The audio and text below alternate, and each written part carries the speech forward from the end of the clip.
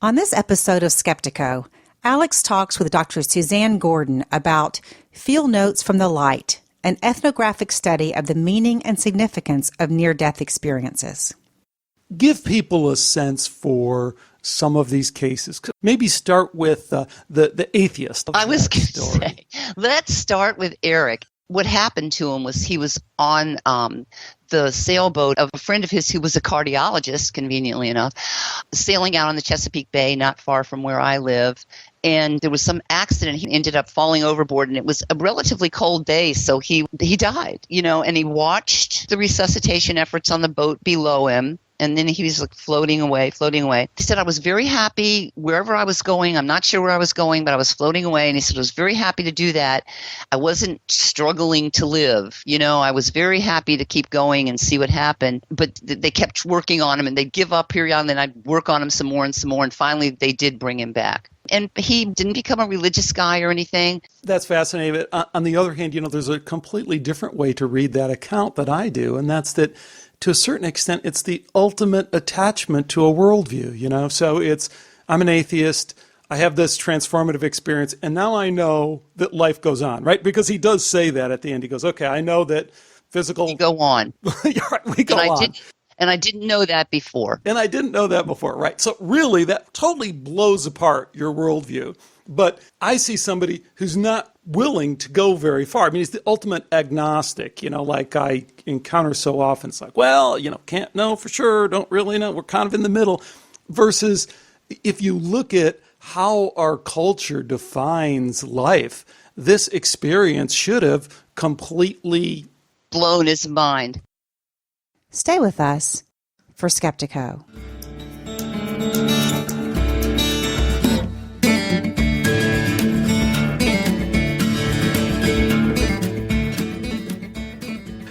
Welcome to Skeptiko, where we explore controversial science with leading researchers, thinkers, and their critics. I'm your host, Alex Tsakiris, and on this episode, we welcome Dr. Suzanne Gordon, who has over several years plugged away at some rather amazing work into the near-death experience. Suzanne is a fantastic guest. I enjoyed talking to her. I only wish we could have gone on for hours and hours more. There's so many other interesting areas to her work that we weren't able to get into, but I do hope you appreciate what she brings here. And as I mention again in just a minute, if you are interested in Suzanne's work, then you might want to also check out the interview that she did over at Mysterious Universe. It really gets into some more depth on the cases, some just amazing stories that I think you might want to check out. But in the meantime, enjoy this conversation with Dr. Suzanne Gordon. Today we welcome Dr. Suzanne Gordon to Skeptiko. Dr. Gordon is on the faculty at the University of Maryland and is here to talk about, among other things, her rather amazing dissertation titled Field Notes from the Light, an ethnographic study of the meaning and significance of near-death experiences. Dr. Gordon, it's a great pleasure to welcome you to Skeptiko. Thanks so much for joining me.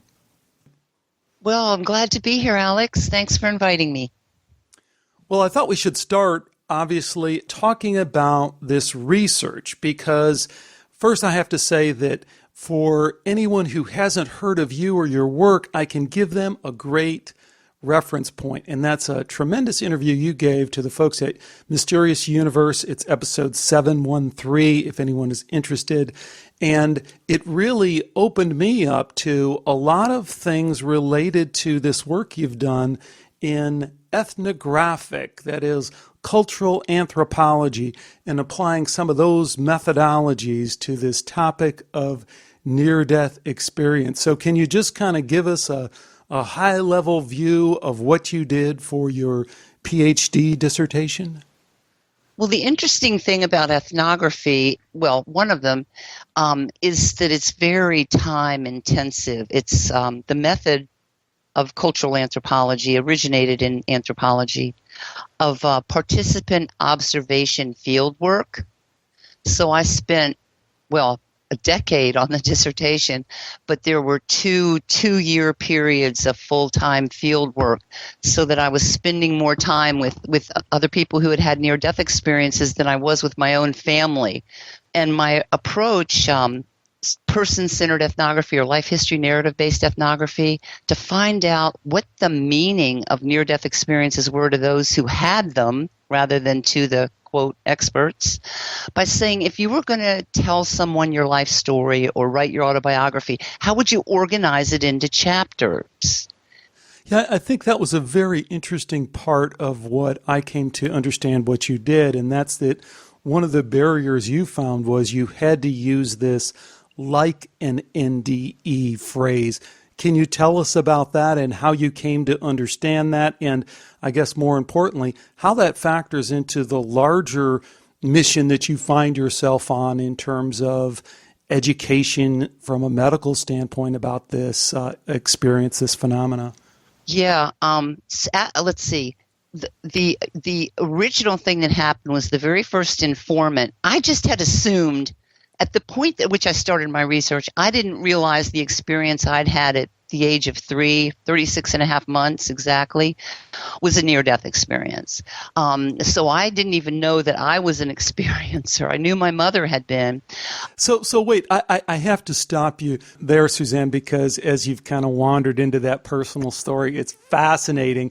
Why don't you spend a minute and tell us first about your mother's near-death experience, because that, I guess, to you in your formative years was so in your face, but then also how you came to understand about your own near-death experience. Because I don't want people to run off and go, oh, wow, this is really kind of kooky. There's all these connections. When you explain it, it's really very understandable and ordinary in a way in terms of the way these things unraveled. Well, I was 10 and my mother miscarried and hemorrhaged. And they died on the table when they were prepping her for surgery. So when she came home from the hospital, I was at school.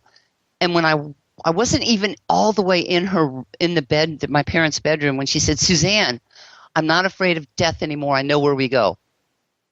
And her mom had died when she was 4. So she was really just sort of terrified of death. She was one of those mothers that if you were in the emergency room, getting sewn up or something, instead of being there beside you, she'd be in the hall with her head between her knees.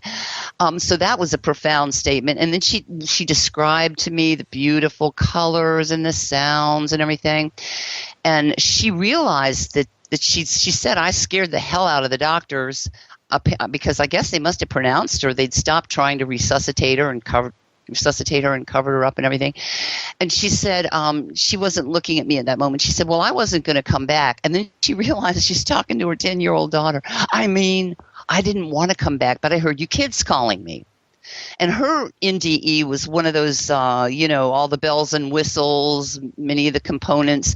And so when Raymond Moody's book got published almost 2 decades later, or, over 15 years later, I said, Mom, look, that was a near-death experience you had. Still completely, I remember thinking about the experience I had during surgery when I was 3 years old, reading Moody's book.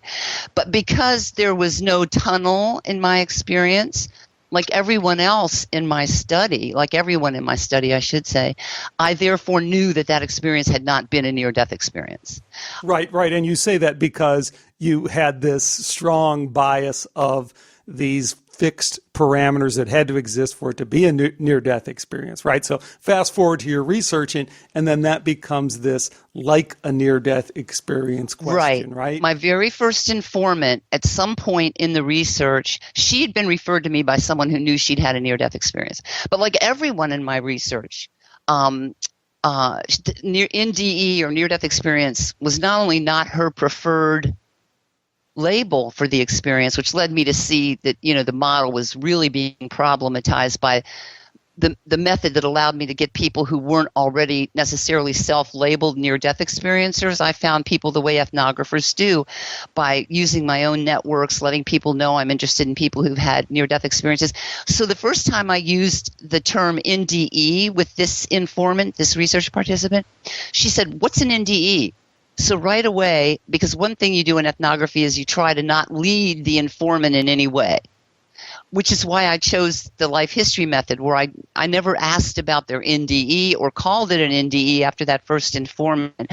I would introduce myself to people by saying, I'm interested in people who've had experiences like near-death experiences, realizing that many people like me were unable, unwilling, dead set against, whatever, using that label.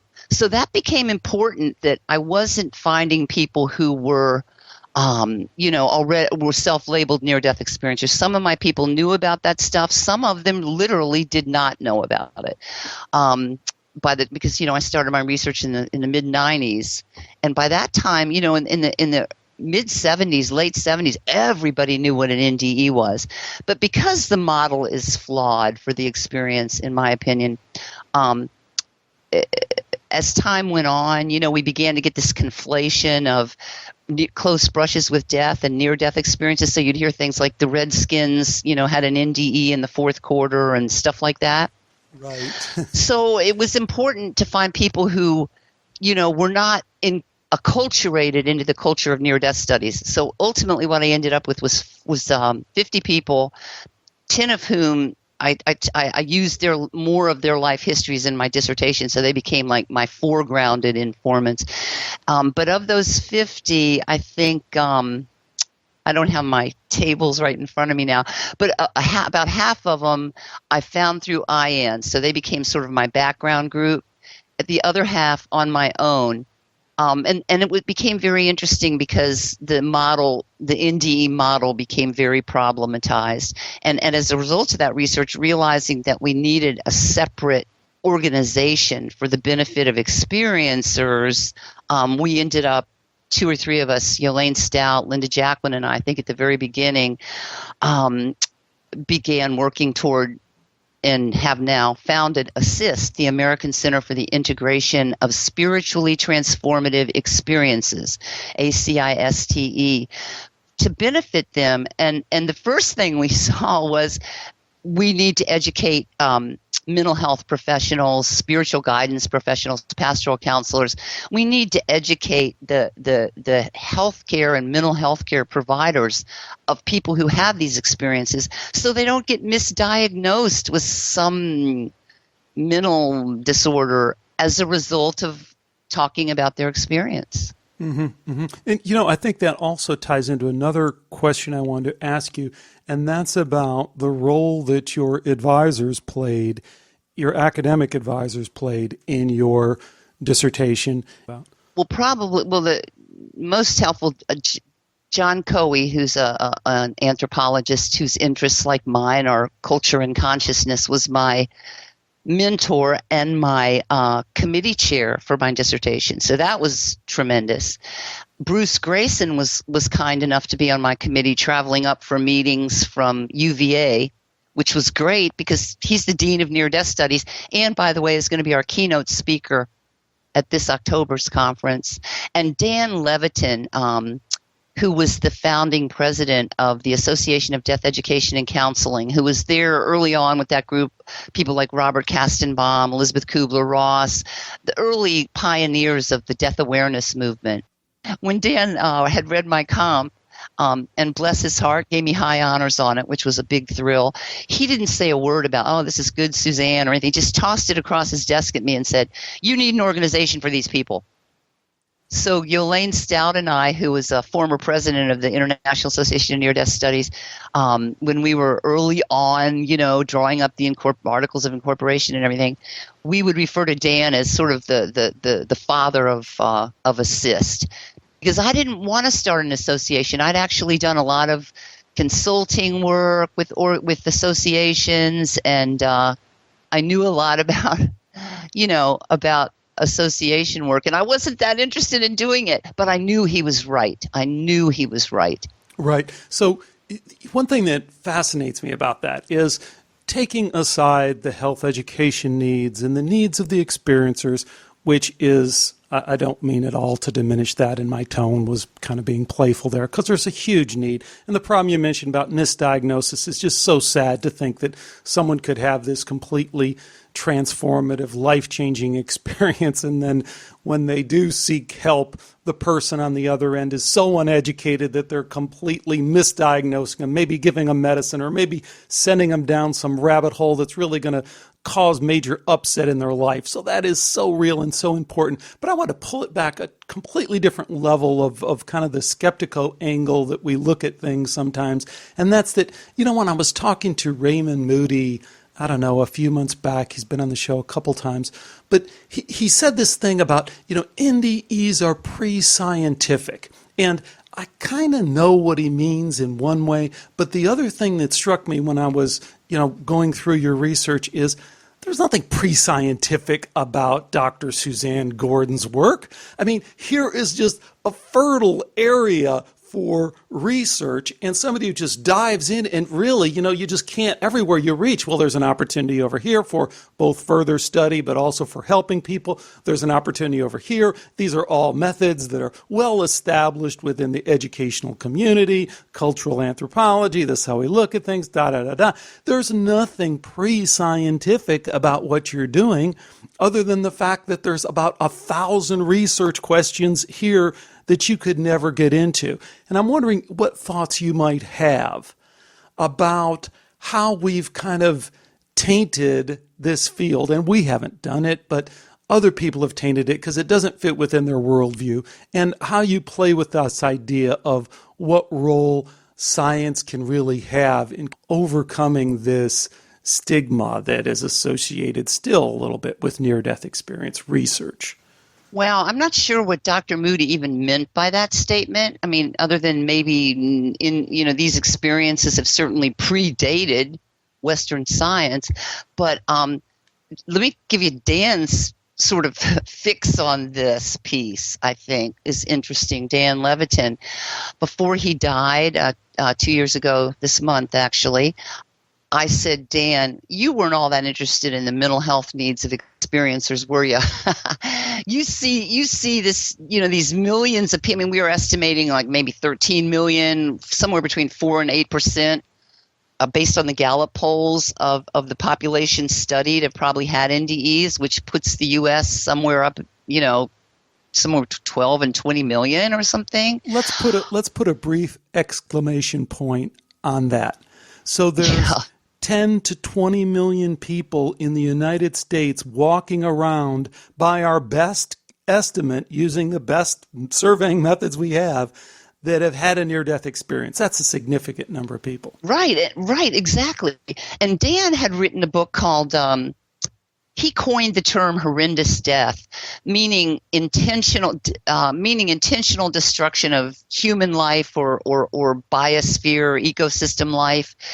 And he wrote this book called Horrendous Death, Health, and Social Well-Being or something. There's a new edition with a slightly different title.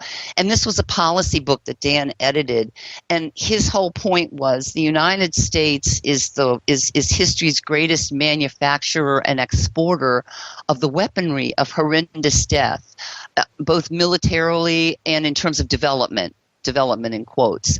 So he admitted it. Yeah, he saw these millions of people in every population where they've been studied as sort of this uncalled up army of global wealth. Because looking at the after effects of NDEs, he in the book he had identified from all these policy experts' perspectives the value shifts that we needed to make in order to preserve the ability of our grandchildren to be able to breathe. I mean, his concern was, look what we're doing to the planet, with this horrendous death machinery. Look what we're doing to the health of the planet. And so he identified these set of values that we needed to change, from being materialistic to being altruistic to having a concern rather than making money, perhaps having a concern for global wellness, the wellness of the planet, and social well-being, and all the values that he'd identified. There was this direct match between these values and the value shifts that are among the after effects of near-death experiences. So he admitted, he saw he saw that these people needed support and an organizational platform to become visible to culture. Tell you what, let's jump into, because I think we're talking around about the research, and which is great, because I think it's great to have this background, but give people a sense for some of these cases, because they're just amazing. There's an amazing variety of cases that you talk about in your dissertation. Maybe start with the atheist. I love that story. Let's start with Eric. I had everybody choose their own pseudonyms because that's very informative about why people choose what pseudonyms and why. Well, this guy chose Eric because Eric Clapton, because he was a guitar player and he really liked Eric Clapton. And the interesting thing to me about his account was, I think it points to why it's important for experiencers to become visible. Because like he said, it didn't answer all my questions. In other words, it didn't make him a believer, or anything. He was totally disinterested in my research. If it hadn't been that I had known his son was a neighbor of mine, and I would never have had Eric in the study, because as his son said, you got to interview my father because he's the most unlike other near-death experiencers, that I can imagine. Tell us about his case. Well, he just what happened to him was he was on the sailboat of a friend of his who was a cardiologist, conveniently enough, sailing out on the Chesapeake Bay, not far from where I live. And there was some accident. He was doing something at the side of the boat and ended up falling overboard. And it was a relatively cold day, so he was burdened by clothing. And he died, and he watched the resuscitation efforts on the boat below him, and then he was like floating away. And some of the funny things were how people will describe the same elements but differently very often. And his was really extreme because most people say, oh, this beautiful, glowing, loving light and these wonderful sounds, right? Eric said the light was too bright and the sounds were too loud. And then he said as soon as he thought that, it all modulated, became very comfortable. And he didn't see God, and I don't know that any of my informants identified the being of light, in deistic terms or specific religious terms. But he said I was very happy wherever I was going. I'm not sure where I was going, but I was floating away. And he said I was very happy to do that. I wasn't struggling to live. I was very happy to keep going and see what happened. But they kept working on him, and they'd give up periodically, and then I'd work on him some more. And finally they did bring him back. And he didn't become a religious guy or anything. I think his wife and I both think that many of the choices he made afterwards probably did reflect changes from that experience. It was really funny because his wife fit more. I mean, the only reason he even knew it was a near-death experience is because she had read Ray Moody's book, and pointed it out to him. But if it hadn't been for his son and his wife, I mean, he had no interest. He kept apologizing throughout the process. I'm sorry. I'm just really not very interested. And I keep reassuring him, I don't care. It's fine, That's fascinating. On the other hand, there's a completely different way to read that account that I do. And that's that to a certain extent, it's the ultimate attachment to a worldview, So I'm an atheist. I have this transformative experience. And now I know that life goes on, right? Because he does say that at the end. He goes, okay, I know that physical. We go on. We go on. And I didn't know that before. Right? So really, that totally blows apart your worldview. But I see somebody who's not willing to go very far. I mean, he's the ultimate agnostic, like I encounter so often. It's like, well, can't know for sure, don't really know. We're kind of in the middle. Versus if you look at how our culture defines life, this experience should have completely blown his mind. Should have blown his mind, and it didn't. So I think there's kind of two ways to take that. And I wonder what thoughts you have on that in general and on this topic of personal transformation and how that's different for different people depending on where they're coming from. Or maybe there's other reasons why it is different. No, I think that's really important. Your previous experiences in life and your cultural beliefs and values. And I did talk about this in my dissertation because he had a very really awful, sort of awful childhood, had a lot of issues. And I think, for him, and I think that those are the people, there are probably many, many, many more people like Eric out there that are not going to turn up to near-death studies or assist. Do you know what I mean? That we don't hear from. Right. But I think his case speaks to the need for experiences to be heard, harking back to your interview with Chris Carter, where he kept talking about the third rail. Uh-huh. That we've got science on one side and religion on the other. Well, I want the third rail to be the voice of experiencers themselves, because I think their interpretations of the meanings of their experience speak back both to religion and to science. And don't let us fall into these sort of simplistic either or versions of what's real.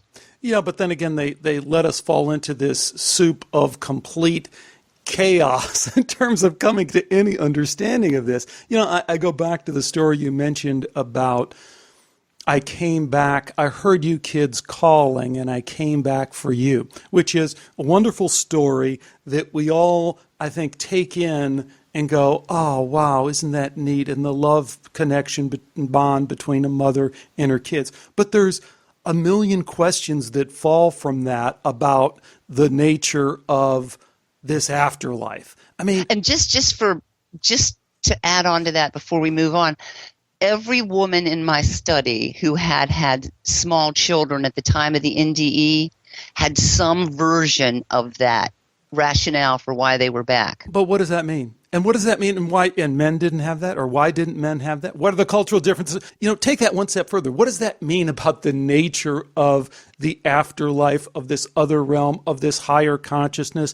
Is it that random that you're just kind of, well, I could come back, I could not come back. Oh, this is wonderful, it's great. Oh, but I have the kids. What are our obligations to this life, to this world, to this material existence? I mean, it raises so many more questions that really seem impossible to answer. Even if we use the accounts and try and compile them and sort them and sift them, I don't know that we're ever going to get much closer to that. And I think that is what ultimately people's heads spin enough, and then they kind of feel a need to grab onto one rail, science, or the other rail, religion or some kind of spiritual belief, because that third rail, it's nonsensical in a lot of ways.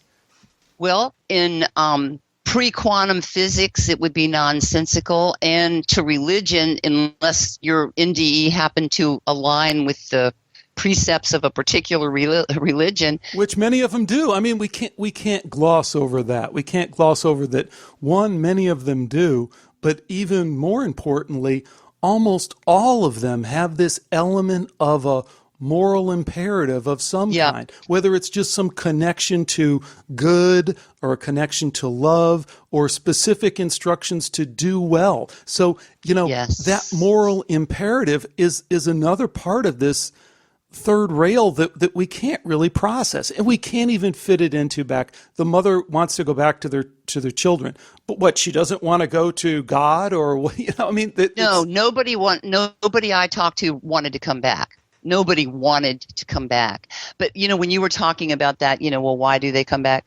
It reminded me this line of a poem, and now I can't remember if it was Wallace Stevenson's. I can't remember the author, who was the author of this poem was. But the line I wanted to quote was, "Love calls us to the things of this world. Love calls us to the things of this world." And I think that's what brought people back. I mean, many people articulated that, one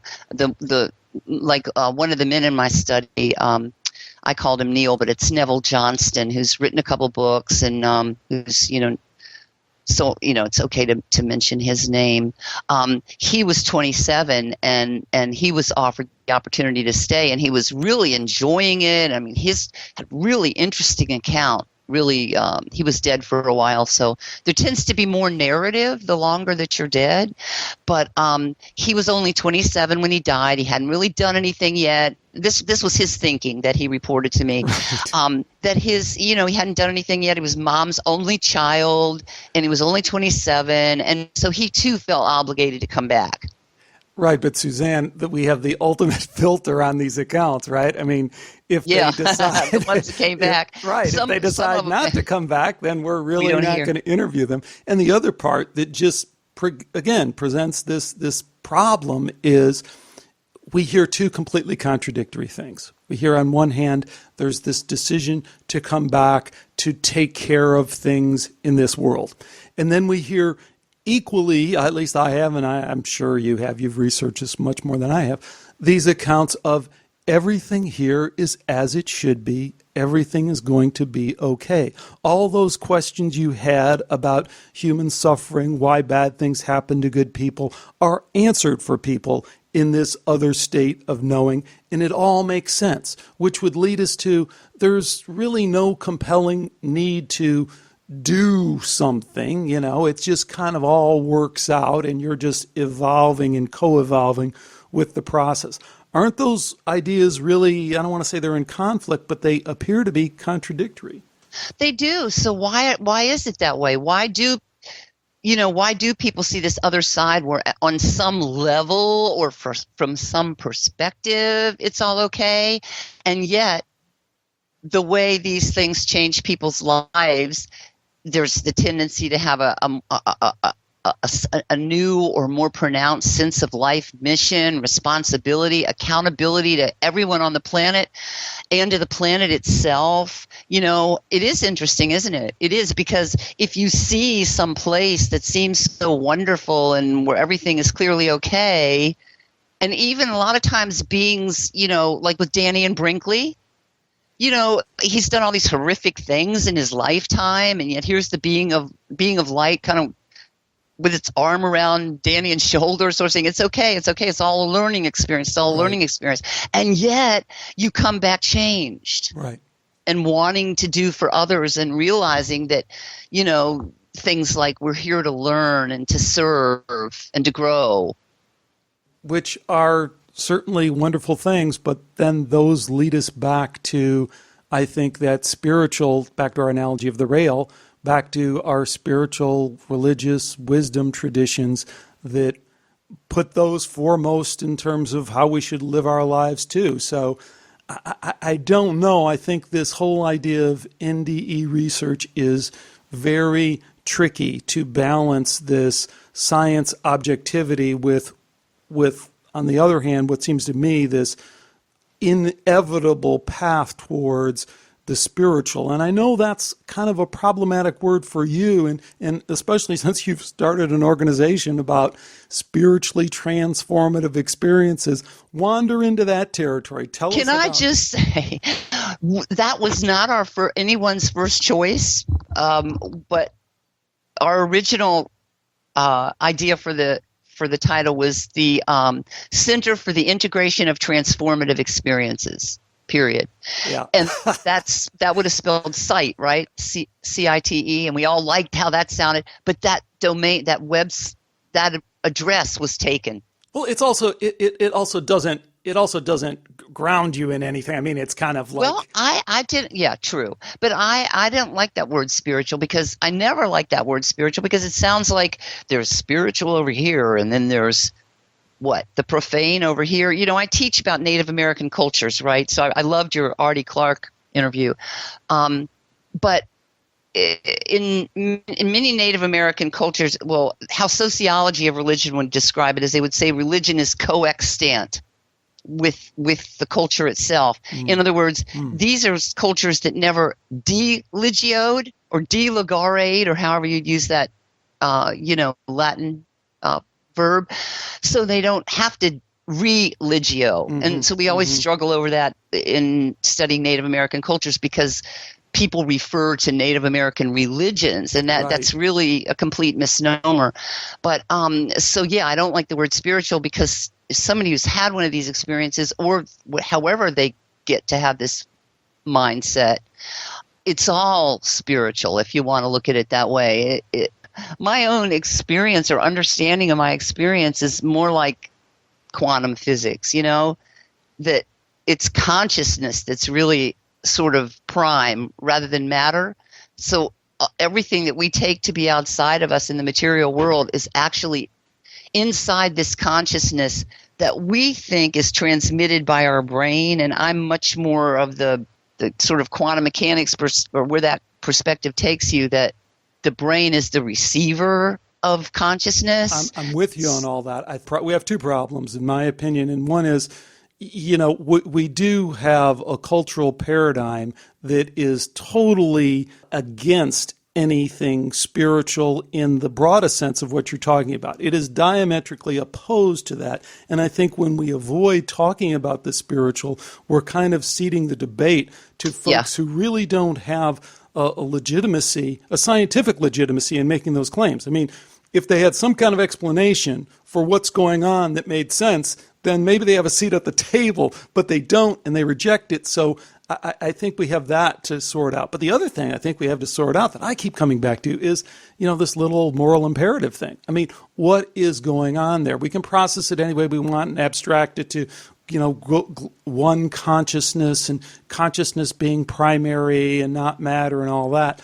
But there's still this connection with that experiencers on the broadest sense, as far as I know, have a sense of, and that's that there is a higher order of goodness, of love, of connection. Yes. And, that to me sounds like spiritual in just about any way you want to. Yes, I agree. But, here's something interesting for you that I didn't really realize till I started teaching courses in sociology of religion. This really surprised me that it isn't Zionists who don't have any sort of spiritual belief. I have this somewhere on a PowerPoint slide, but so I'm going to just approximate. But something like 87% of hard Zionists have some sort of spiritual belief system. Now, isn't that interesting? That's the group of Zionists who are the lowest in having any sort of belief system? Psychologists. Social scientists. Oh, social scientists. The whole range of social scientists, because they sort of, sociology sort of starts out on Marxist, materialist worldview principles. This tension that we're always talking about between, the spiritual or the religious and the scientific. And when you look at that statistic, well, wait a minute, 87, I think that's the figure. I have to go look it up, but 80 in the upper 80% of Zionists have some sort of belief system. Now, this may not be orthodox belief systems, but some sort of faith or belief system related to this, as you put it, higher order of goodness or something, spiritual something. So it's interesting, isn't it? It's not science versus religion, but it's the pre-quantum scientific worldview versus the religious worldview, neither of which do I hold. And I worry, because I can see sort of a new scientific paradigm that's just as sort of cold and, as hard scientists would say, bias-free and value-neutral, which we don't buy in ethnography, by the way, in anthropology, because that's a statement of value to say your value, and the utilitarian purposes to which science is being put and have been put, which can lead to very evil results. Do you know what I mean? Anyway, it's not as cut and dried as it seems to be when we talk about these two rails. But, that's why I want the culture of people who have lost the fear of death but are not necessarily espousing orthodoxy. None of my research participants changed religions, but to the last, they certainly have a much, like one of my informants, I think Jenny was her pseudonym, said she had been she was something like Greek Orthodox. She was something else, and she had a good friend who was a Catholic priest who was giving her catechism. She was going to be baptized as a Catholic. And it was her priest visiting her in the hospital who somehow put his face over hers that stopped her movement into the world of light. For 18 months, she said she hated him, and she didn't know why. She had no idea what had happened to her, none whatsoever. No idea what had happened to her. And then, but anyway, after the experience, she said, well, I went ahead, after I got over being mad at the priest and realized I'd had a near-death experience. Someone had found her crying in the restroom at work and realized by what she said that she'd had a near-death experience, and she connected just with to clarify, she was mad at the priest because he had prevented her from moving into this wonderful realm. Yeah. Yes, that's exactly right. But she ultimately did get baptized or whatever. And she said, I know that you don't have to be Catholic to connect with what I've connected with through the near-death experience. It's just comfortable for me, the incense and the candles and the rosary. But she said, but my beliefs are very different now. Like, she changed her whole backyard and made it into like a wildlife preserve, sowing wildflower seeds and no chemicals and all that. And she said, and I realize now I have to take care of nature, even snakes, and I don't even like snakes. I thought that was really interesting.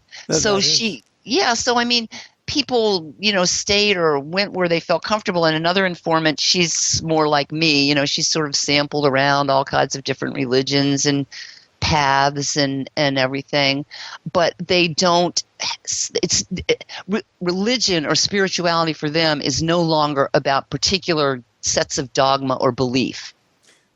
Let's touch on one thing that you mentioned, a phrase that always kind of grabs my stomach a little bit, and that's fear of death, because I understand the need to educate about fear of death. I understand the transformation that people go through that you mentioned from your research, and many near-death experience researchers have talked about that this transforms this experience, this near-death experience transforms people, and they no longer have this fear of death. But I wonder at the same time if we've elevated this symptom, i.e. fear of death, into something more that it is than to obscure kind of the underlying cause, which is kind of this worldview that we have that says, you are this biological robot, you are here, you are there. And, fear of death being the thing that we have to kind of overcome. Doesn't that kind of obscure maybe the worldview shift that someone has to go through to really totally take in what it means to survive your death? Yeah, I totally agree. I mean, you can't think your way out of fear of death, I don't think. You can't just use logic to walk out of fear of death. Do you know what I mean? That's apples and oranges or something. See, I don't know. I think you can to a certain extent. Well, I know exposure. I mean, according to Ken Ring's work in Heading Toward Omega and Omega Point, that, from the studies he did, just exposure to near-death studies literature alleviated, lessened people's fear of death. So, right. Yeah, I think that's a good thing. But no, I agree with you. I think it's the experience of finding yourself alive while, somebody's just pronounced your body dead. That's there's culture shock for you, Alex. Right. So you have culture shock, and I guess I wasn't being totally clear, maybe too abstract there, but so you have fear of death. No, I no longer have fear of death because I reach this other realm. Okay. Well, now incorporate in reincarnation into that. Okay. So you're going to come back. How many times are you going to come back? To incorporate into that karma, if you believe in karma. Incorporate that into that.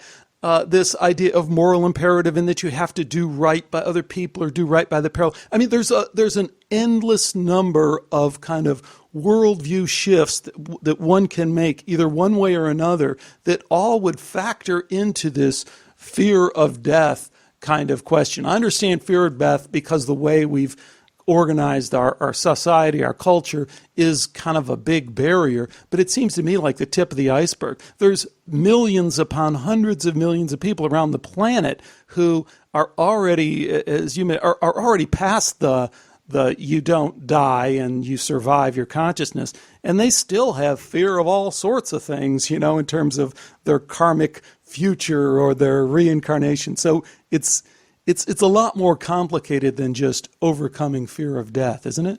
I don't know. I mean, my experience with this population is that they're a lot more fearful, a lot less fearful about a lot of stuff than other folks. Right. Yeah, Exactly.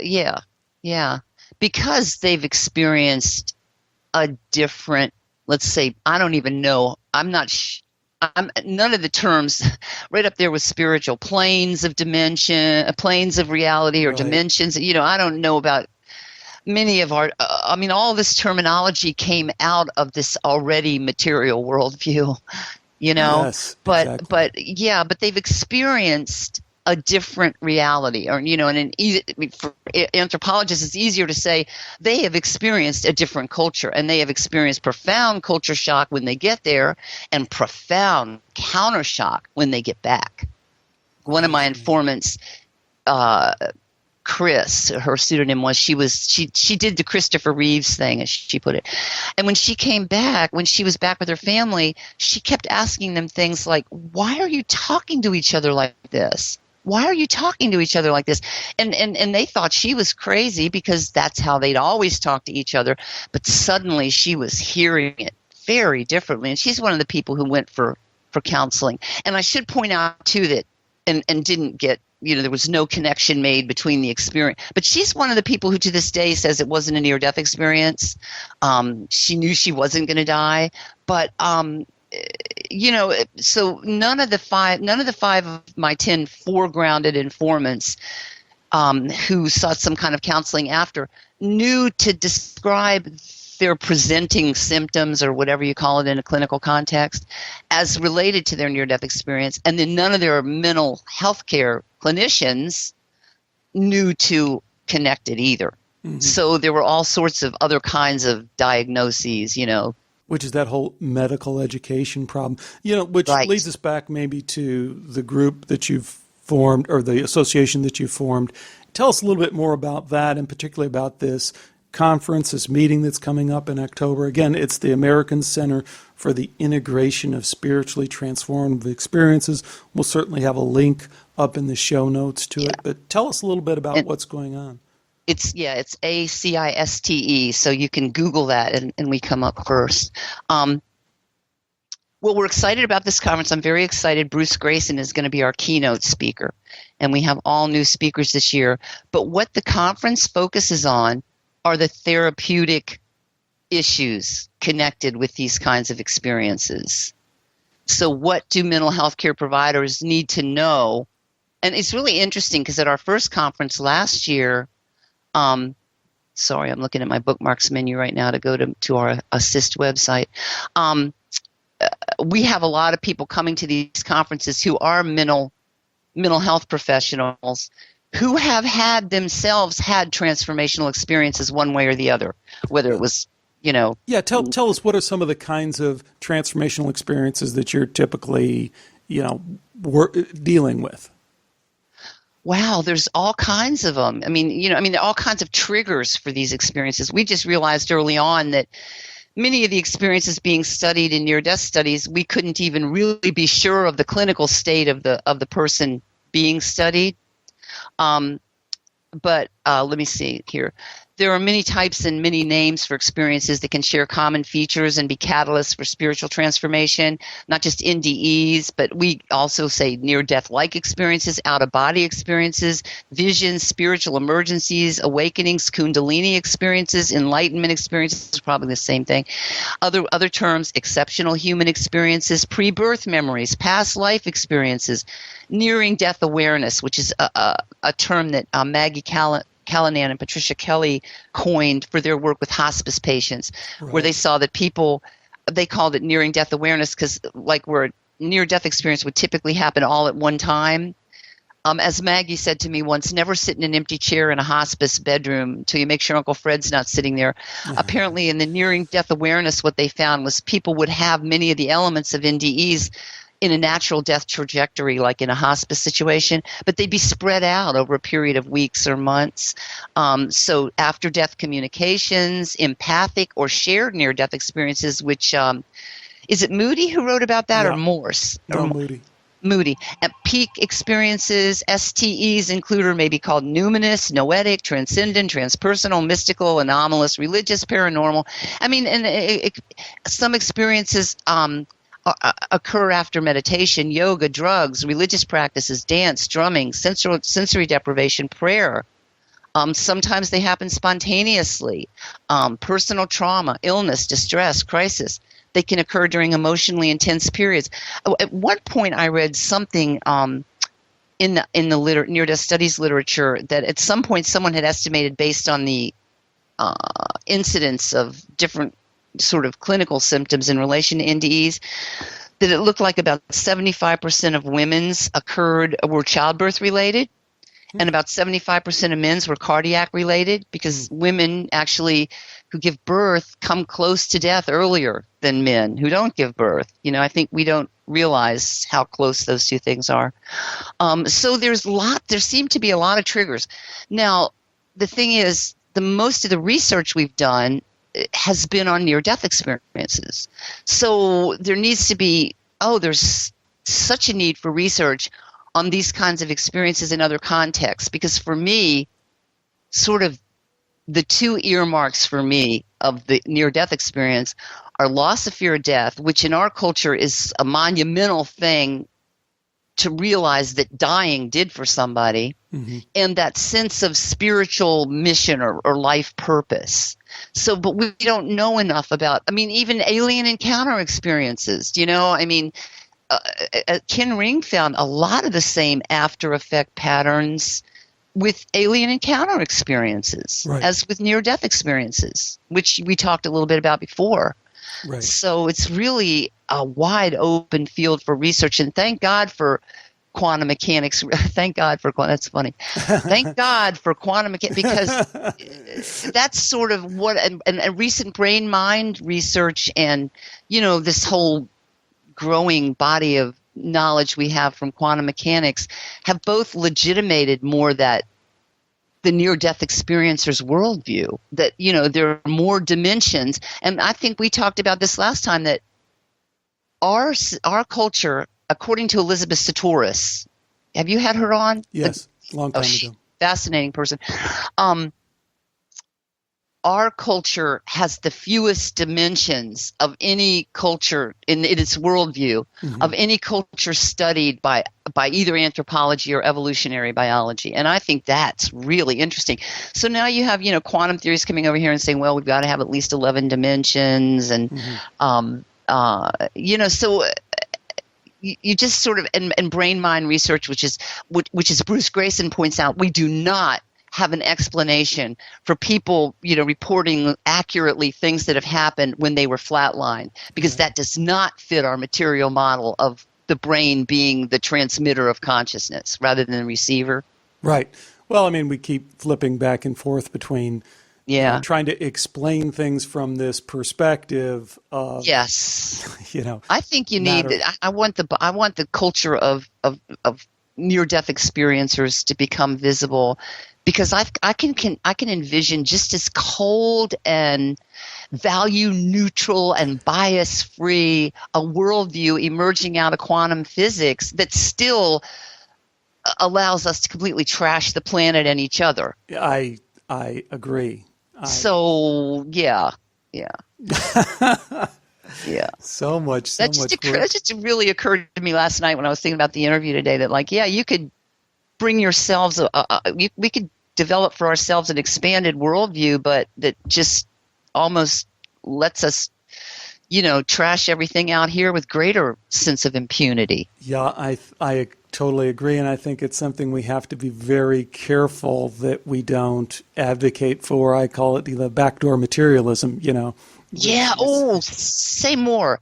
I like that. Well, I think, unfortunately, even very valid, worthy causes like environmental concerns have an element of backdoor materialism to them, because they suggest that we can do. Oh, we've made a mistake, but that's okay. We can fix it just by doing more. Convert that coal to hydroelectric or whatever, when a spiritual first perspective, and I mean that in a non-religious sense, but in a whatever that other meaning of the world is, might suggest that it's not about that. And this is what NDEers really tell us, right? They come back and they say, no, it's really not about that. If you want to get out there and march and protest, that's okay.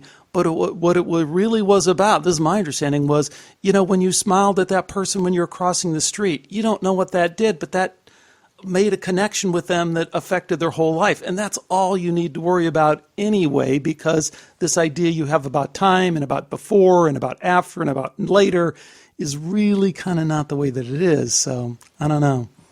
It hasn't made me any less of an activist, I'll tell, or you know what I mean?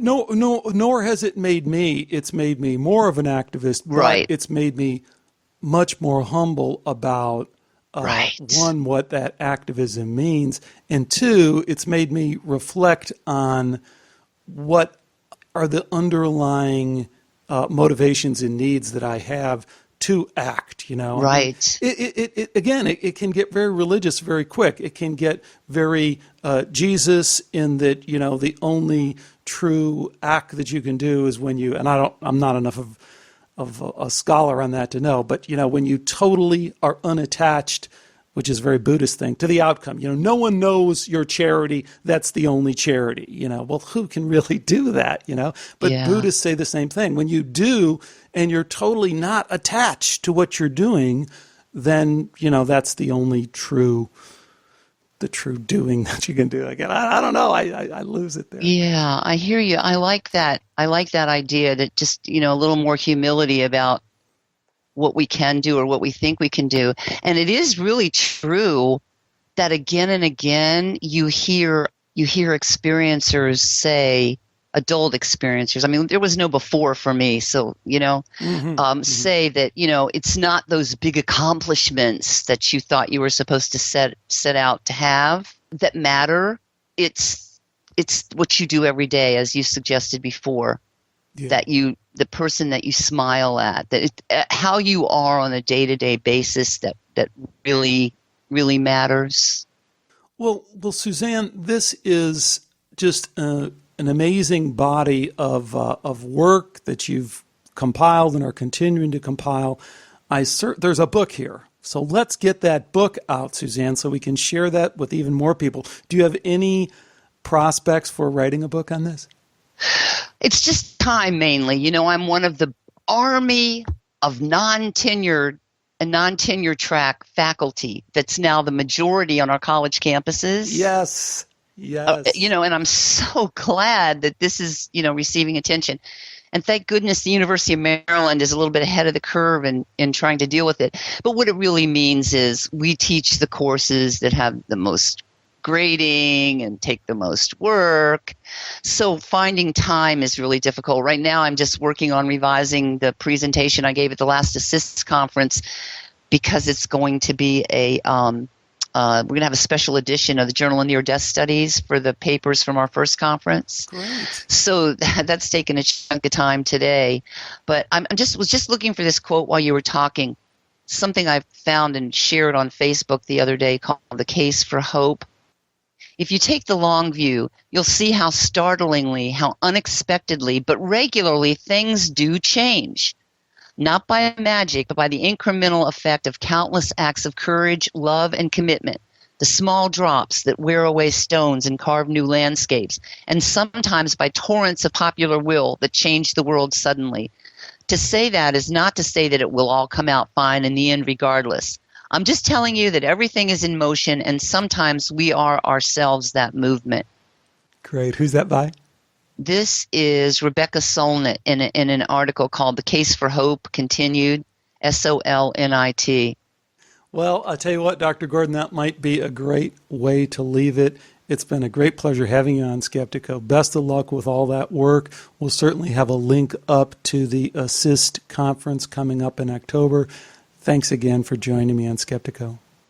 It was a delight. Thanks again to Dr. Gordon for joining me today on Skeptiko. I do have one question that I'd tee up as a result of this interview, and that is, what areas of near-death experience science of the phenomena do you think offer the most promise for further research? So Suzanne and I touched on some of the unanswered research questions that are out there but I'd be interested in hearing what you think are the most pressing research questions that really could be tackled if someone wanted to put their mind to it. So give me your thoughts on that. The place to do it is at the Skeptiko website at skeptiko.com. You can leave a comment right there or bounce on over to our forum where I'm often responding to listeners' comments and ideas. That's available through a link from the website, or drop me an email or connect with me on Facebook. While you're at the website, be sure to check out our over 200 previous shows of Skeptiko, all available there for free for you to dive into. Well, that's going to do it for this episode of Skeptiko. I have some great shows coming up, a couple of twists and turns that I'll leave just kind of hanging out there, but I do hope you'll stay with me for all of that. Until next time, take care and bye for now.